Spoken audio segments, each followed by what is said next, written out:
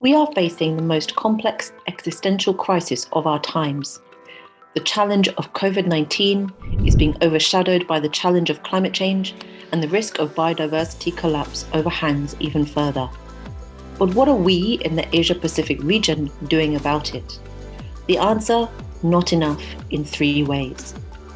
First, most Asian and Pacific countries are not spending enough on climate action.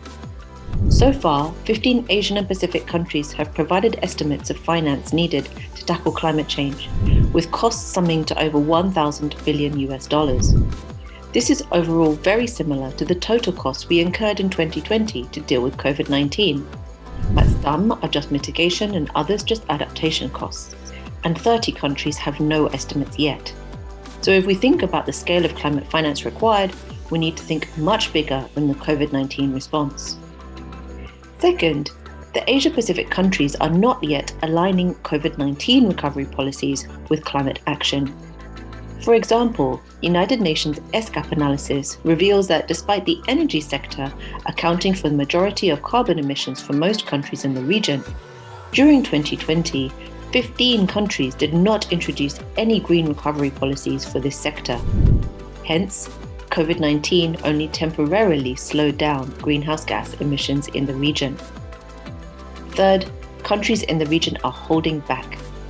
In a recent joint report, United Nations ESCAP, UN Women, UNEP, and the Green Work revealed that regional climate action pledges translate to an estimated 29.5 gigatons emissions in 2030. But this is too high. To help keep the world within the 1.5 degrees Celsius temperature rise, the region needs to reduce its emissions to around 9.8 gigatons by 2030. So what can be done? It's all about ambition. Being ambitious on climate change means Asia-Pacific countries taking new steps.